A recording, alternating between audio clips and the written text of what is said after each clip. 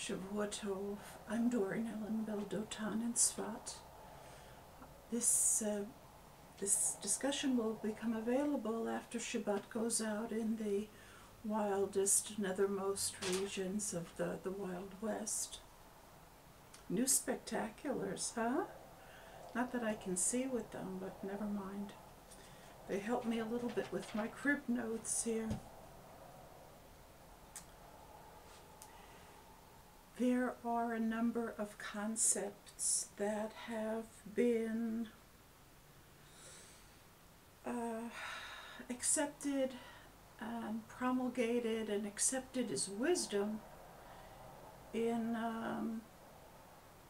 most, I think, if not all, of the world's most popular and known religions. They are certainly not without basis,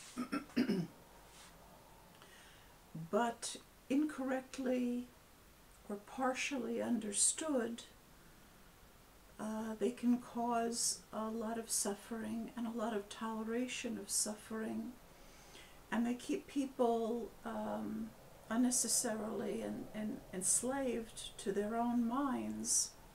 And please God, I'd like to discuss them herein.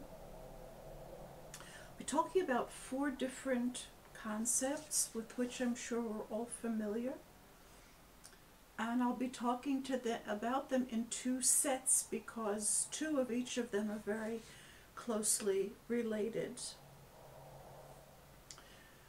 The first I'd like to discuss, please God, is the idea that everything happens for a reason, and its closely related idea that suffering leads to wisdom.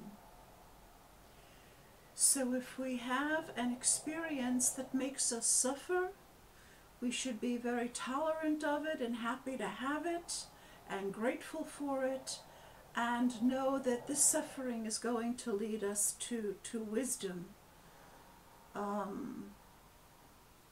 That idea at first blush may be comforting to those who are suffering, but since we have nowhere near eradicated suffering by thinking this way, and in fact we see suffering multiplying in the world, there is cause to bring the whole idea into question. Yes, everything happens for a reason. The reason that everything happens is because those to whom they happen are at a certain level of morality. And since consciousness is a function of our morality, those to whom bad things happen are being confronted with a part of themselves that is not on a sufficiently high level of morality to be able to interpret an interpretation of reality that is satisfactory and pleasant. So a bad event in our life, an event in our life, and there are bad events. Let's not say there's no such thing as a bad event. Yeah, there are, and how there are. A painful event in our life is a warning that something is wrong. Pain is always a warning that something is organically wrong. It is meant to bring our attention to some kind of a pathology within us. It should never, ever be tolerated, accepted, suffered through stoically, and so forth and so on. When something happens that hurts, that is our signal that we are not creating reality on a sufficiently high level because there is a part of us that has not attained sufficient morality to be able to do so. It is not God doing this to us.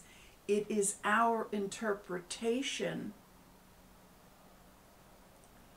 of what God is saying continuously. And if that interpretation is not a happy, healthy, pleasant one, there is something wrong with us.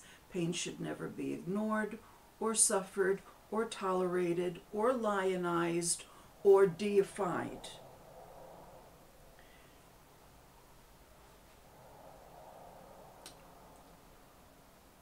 So let us not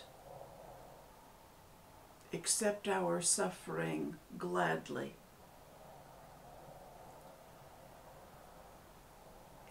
A related idea is that suffering leads to wisdom. We should be glad we're suffering because suffering is going to make us more sensitive and deeper and more understanding, and the way to joy is through suffering. These ideas are absolutely horrific.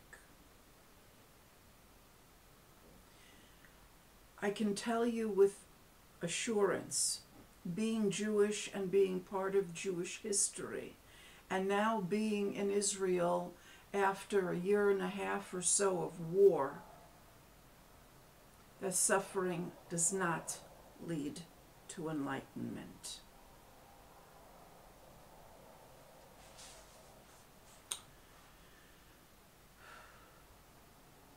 I have never tasted wormwood, and I am fully able to enjoy the sweetness and the delight of tasting a mango. The idea that we have to experience suffering in order to be able to experience pleasure is a sadistic, masochistic, horrible idea that needs to be eradicated from the world. We are fully able to enjoy that which is pleasant without having been miserable. And if we are miserable and suffering and our energies are going toward pain management, we enjoy that which is good less, not more. So our suffering should be a wake-up call. Suffering is not coming from God directly. It is our interpretation of God, and it is a wake-up call that we are not experiencing things properly. Those who teach that we should stoically or happily and gratefully accept our suffering are those who do not want us to learn how to cultivate our consciousness correctly. They are perpetuating suffering. They do not love you, and they do not want the best for you. If we are suffering, it means that we have to develop our consciousness. We, and we alone, have to take full responsibility for that which we experience. If it is not peaceful, it is a signal that we have to cultivate our consciousness. We do that by asking God, how do I cultivate my consciousness so that I don't bring something like this into the creation again? It does not help to go running off to your favorite guru or priest or pastor or rabbi, because what they're going to tell you is the standard stuff about suffering, because their incomes are dependent upon that. We go to God and we say, I have hurt myself. I have been cruel to myself. How do I fix myself? If there's one concept that I would love to see eradicated from the world, it is the glorification of suffering. It is an absolute horror that does nothing but perpetuate suffering.